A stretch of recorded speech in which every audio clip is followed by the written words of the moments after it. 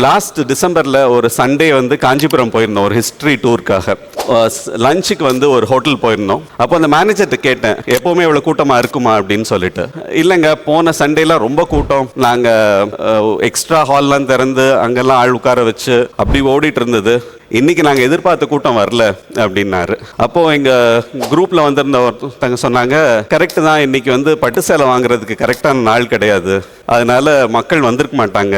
இப்போ இந்த விஷயம் வந்து அந்த ஹோட்டலில் இருக்கவங்களுக்கு கண்டிப்பாக தெரிஞ்சிருக்கும். ஏன் வந்து காஞ்சிபுரத்துக்கு கூட்டம் வருது, கோயில்களுக்காக ஒன்று வருவாங்க, இல்லை பட்டு சேலை வாங்குறதுக்காக வருவாங்க. ஸோ இதுதான் வந்து அந்த ஹோட்டலுக்கு எவ்வளோ கூட்டம் வருதுங்கிறத டிட்டர்மைன் பண்ணுறது. இது அங்கே இருக்க மேனேஜருக்கு தெரியுமான்னு கண்டிப்பாக தெரிஞ்சிருக்கும். ஆனால் ப்ராக்டிக்கலாக அவங்களால இதை எவ்ரிடே யோசிச்சு பண்றதுக்கு வந்து இவ்வளோ டிராஃபிக் வரும், அவர் இவ்வளோ பேர் வருவாங்க, ஃபுட்ஃபால் வரும், நான் இவ்வளோ சாப்பாடு ரெடி பண்ணும், இப்படி அரேஞ்ச்மெண்ட்ஸ் பண்ணுங்கிறது அவங்களால பண்ண முடியறது இல்லை. இதை தான் வந்து ஒரு ஏஐ வச்சு நம்மளால ஈஸியாக பண்ண முடியும். உங்களுடைய டேட்டா என்ன மாதிரி டேட்டா இருக்குது, எது வந்து உங்களுடைய கண்ட்ரோலில் இருக்குது, ஒரு பாயிண்ட் ஆஃப் சேல் சிஸ்டமில் இருக்க டேட்டா இருக்குது, இல்லைன்னா ஒரு வெதர் பேட்டர்ன் இருக்குது, இன்னைக்கு என்ன கிழமை, எப்படி டிராஃபிக் இருக்கும், அந்த மாதிரி விஷயங்களை யோசிச்சு உங்களுடைய பிஸ்னஸை பெட்டராக பண்ணுறதுக்கும் growth க்கு ஹெல்ப் பண்ணுறதும் தான் ஏஐ.